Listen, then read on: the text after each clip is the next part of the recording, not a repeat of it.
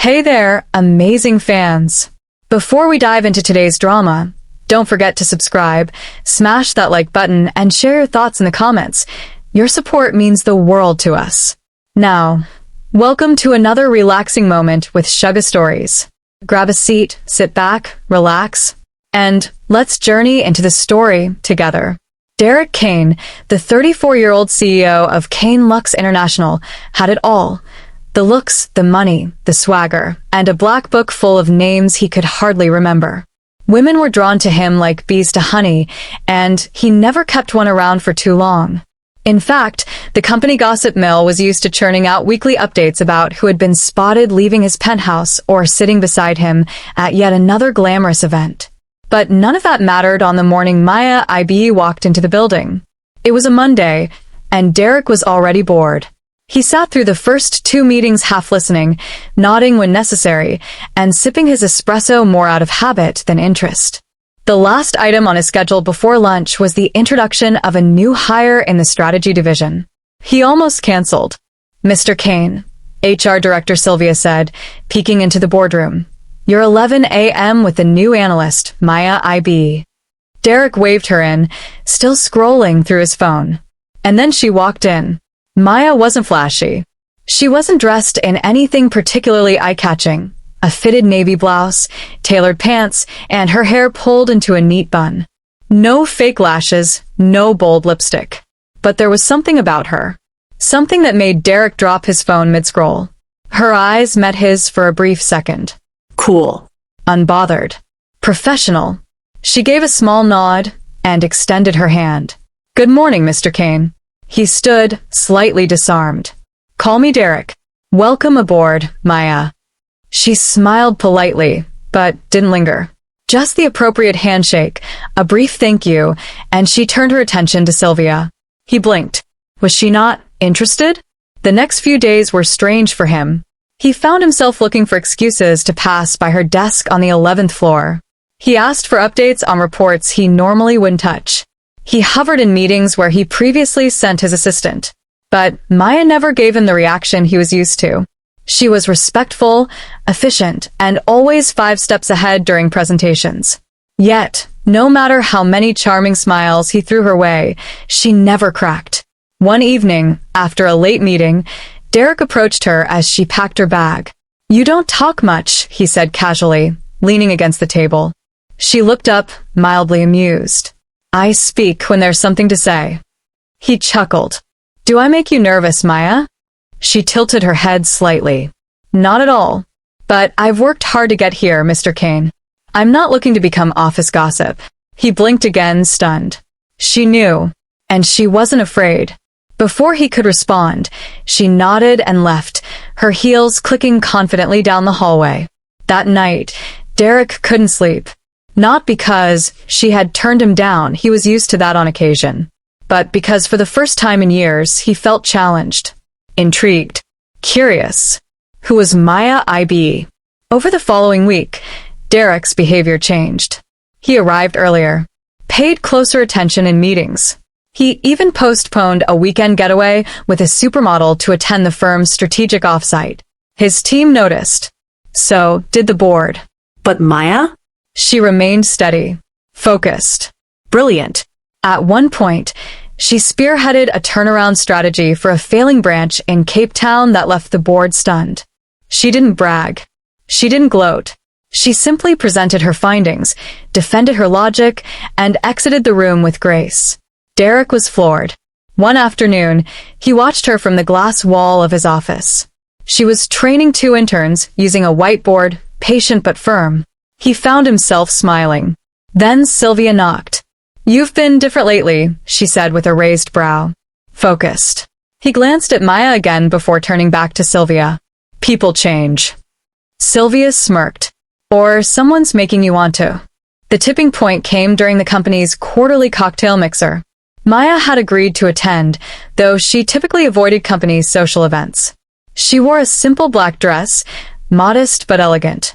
Her presence turned heads, not because of what she wore, but how she carried herself. Derek waited until she was alone at the snack table. "Enjoying the evening?" She nodded, sipping her water. It's a bit noisy, but the catering's good. He leaned in slightly, lowering his voice. You're the only person in this entire company who doesn't seem to care who I am.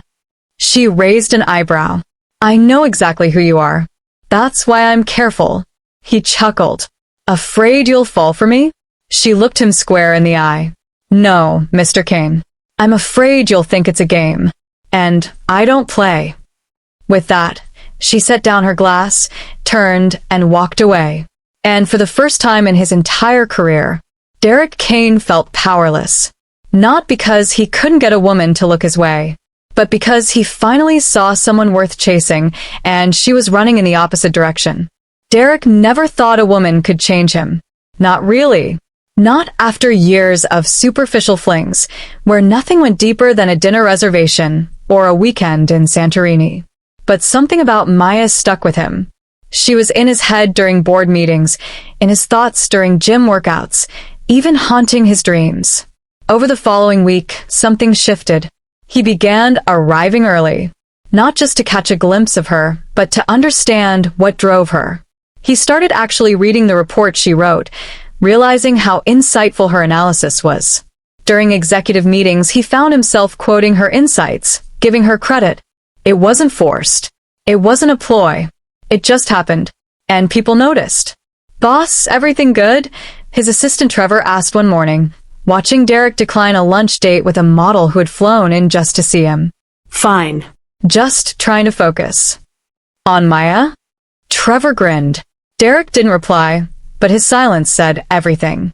Meanwhile, Maya continued to thrive. She was made team lead on a major expansion proposal for the West African region. Her ideas were precise, her leadership respectful, and her ability to deliver under pressure unmatched. Still, she kept her distance.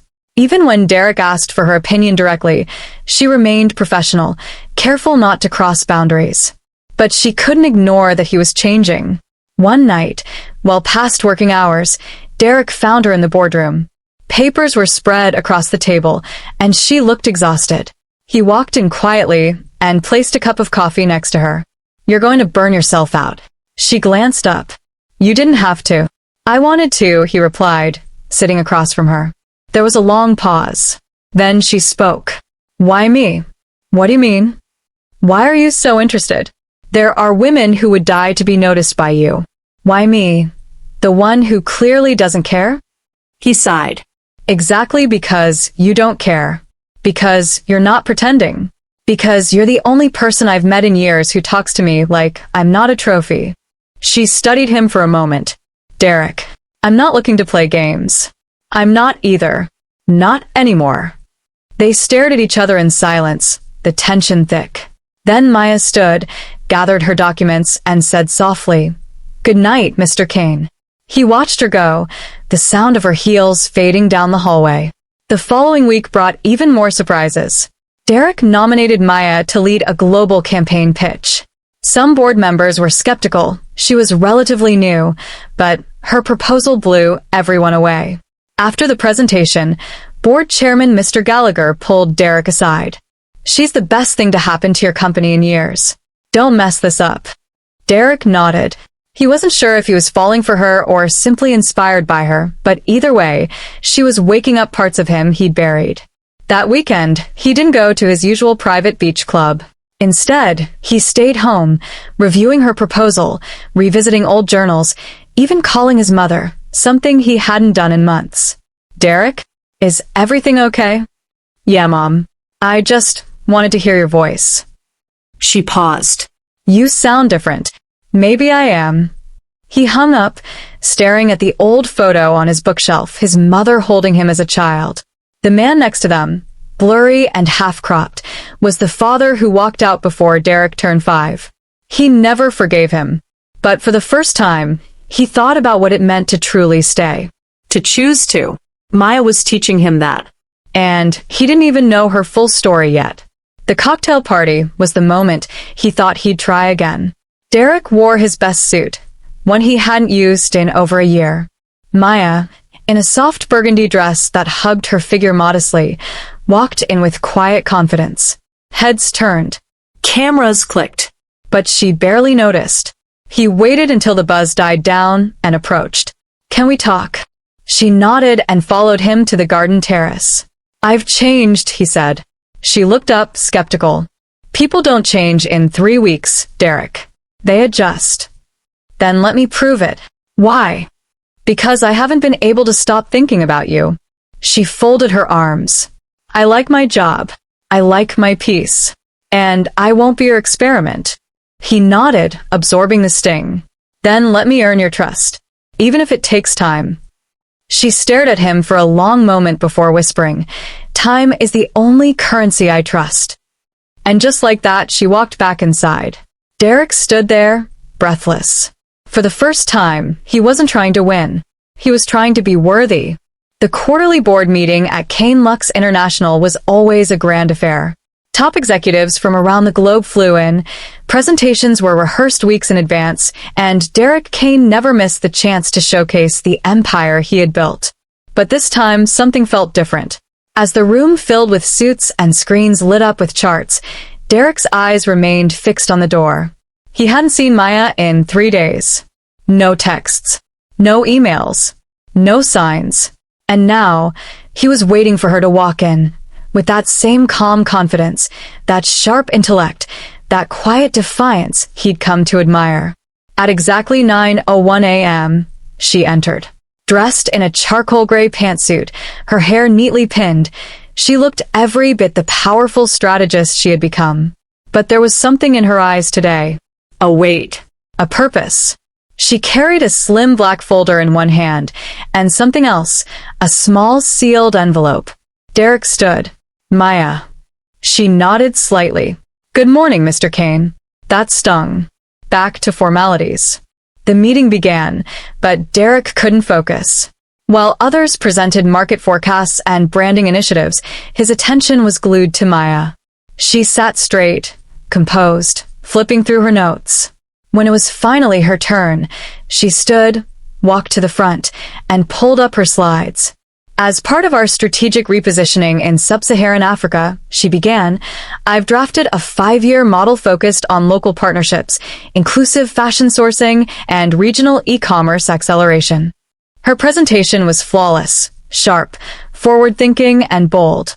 The board applauded. But instead of returning to her seat, Maya turned toward Derek. "I also have something else to share," she said, voice steady. Whispers broke out. Derek sat upright. She reached into her folder and pulled out the sealed envelope. Then she placed it on the table before Derek. "My resignation letter." Silence. He stared at her, frozen. "What?" She didn't flinch. "Effective immediately." "Maya, I don't understand." She cut him off gently. "Please, let me finish." From the same folder, she pulled out an old, worn photograph. She held it up for only Derek to see. It was a picture of a young woman, beautiful, with warm brown skin and bright eyes, standing beside a tall man in a suit. Derek's stomach dropped. The man was his father. And the woman? Maya's mother. "I didn't know until recently," Maya said softly. "My mother never spoke about him. All I had was this photo, buried at the bottom of a drawer. But when I joined this company, the name Kane, it stayed in my mind. I did some digging." She looked around the room. "I didn't come here for revenge. I came for answers. To see if this legacy was as cold and arrogant as the man who abandoned my mother." Murmurs spread around the table. Some board members exchanged uncomfortable glances. Derek opened the envelope, still stunned. Inside was a handwritten letter, not just her resignation, but a personal note. It read, "You were never supposed to matter, but you did. You reminded me of him, not the man in the photo, but the man he could have been. For a while, I hoped you were different, but I need to protect myself before I fall for a version of you that may never exist." He looked up. "Maya, please. We need to talk about this." She shook her head. "We've already said everything.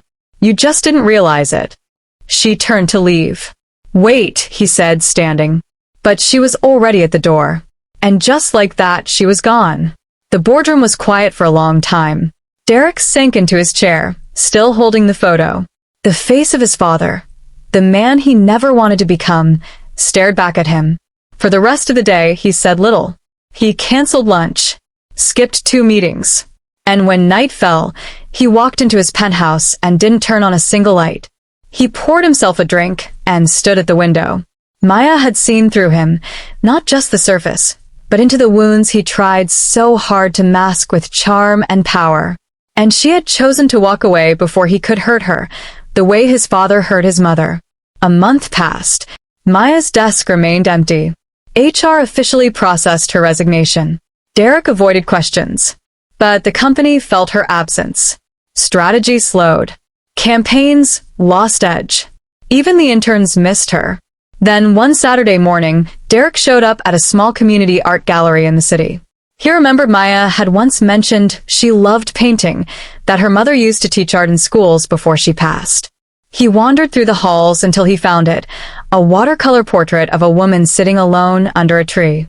It was signed, M.I.B. She was there, standing in the corner, surprised to see him. "I didn't think you'd come," she said. "I had to." They stood in silence. Derek reached into his coat and handed her a slim file. "It's everything. My family records, my father's trail, the things he left, and a scholarship fund I started, in your mother's name." She didn't open it, just stared. "I can't undo the past," he continued, "but I can choose who I become. And I'd like to start by being someone who doesn't run." Maya's eyes softened. "I didn't walk away because I didn't care, Derek," she whispered. "I walked away because I cared too much." He took a step closer. "Then maybe we take one step at a time, this time together." A long silence passed. Then, slowly she nodded. And for the first time in a long time, Derek Kane smiled. Not because he had won, but because he was finally becoming the man worth keeping. The end.